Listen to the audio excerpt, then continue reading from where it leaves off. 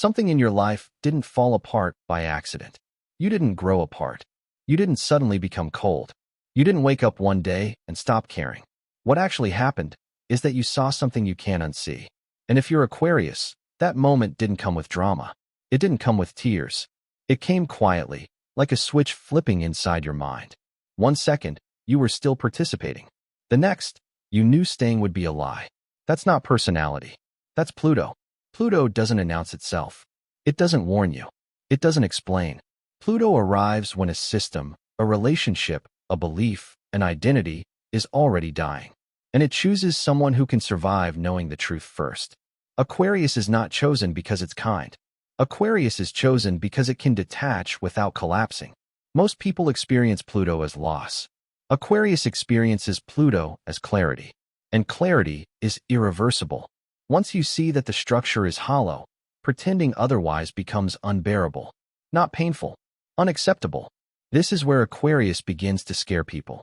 Because while others are still negotiating, hoping, bargaining, Aquarius has already accepted the ending. Not emotionally. Logically. Pluto is not about feelings. It's about power, hidden power, structural power, the kind that decides what survives and what doesn't. And Aquarius is the sign that governs systems, collectives, ideologies, the invisible rules everyone lives by but rarely questions. When Pluto touches Aquarius, it doesn't just change individuals. It rewires eras. But before it changes the world, it isolates the messenger. If you're Aquarius, you've likely lived this pattern more than once. You outgrow a group before it collapses. You leave a job before the truth comes out. You withdraw from a relationship months before the other person realizes it's over. To them, it feels sudden. To you, it happened slowly, internally, and long ago. There was no explosion. No final argument. Just the moment you realized continuing would mean betraying yourself. Pluto doesn't let you live divided. This is the first price Aquarius pays. You lose people not because you're cruel, but because you refuse to lie. And people hate the mirror more than the truth. Here's the part most astrology never talks about. Aquarius under Pluto influence doesn't just walk away from broken systems. They walk away from people who are emotionally invested in those systems. And they justify it. Not because they don't care, but because caring cannot override what they know. That's dangerous. Because this is where Aquarius earns its reputation for being cold. But cold is not the right word. Unsentimental is. Aquarius doesn't destroy out of anger. They don't rebel for attention. They don't cling to chaos. They simply refuse to pretend something works when it doesn't. Pluto strips illusions. Aquarius refuses to rebuild them. That combination creates someone who cannot be controlled by guilt, nostalgia, or fear of exclusion. And that terrifies people. Because most power structures survive on emotional compliance. Pluto teaches Aquarius a brutal truth early. Belonging is conditional. Truth is not. So Aquarius chooses truth and accepts the isolation that comes with it.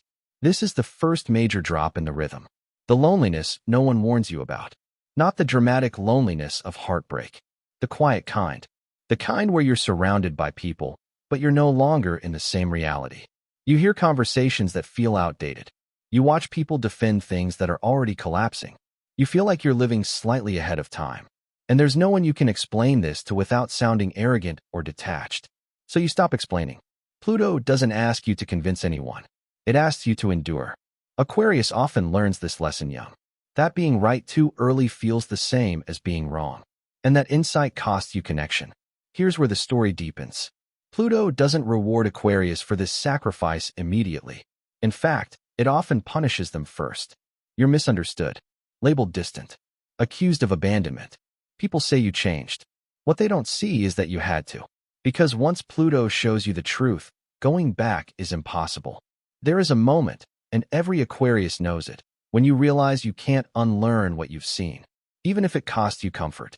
Even if it costs you love. Even if it costs you belonging. That's the second mini-climax. The point of no return. And from that point on, Aquarius becomes something else. Not superior. Not enlightened. But untethered. This is where Aquarius becomes truly dangerous. Not to people, but to illusions. Because they stop reacting emotionally. They start observing structurally. They see how power moves. How narratives are maintained. How systems protect themselves. They don't need to fight authority. They just need to expose its emptiness. Aquarius under Pluto influence rarely shouts. They ask one question, and that question destabilizes everything. This is why Aquarius is often pushed out before collapse happens. Because systems sense threats before people do. And Aquarius is a threat, not because they want power, but because they don't need it. Pluto gives them something far more dangerous. Independence from approval. This is the third rise. Aquarius stops trying to be understood. They stop needing agreement. They stop explaining their exits. They leave quietly and let the system reveal itself. And eventually, it does. That's the irony.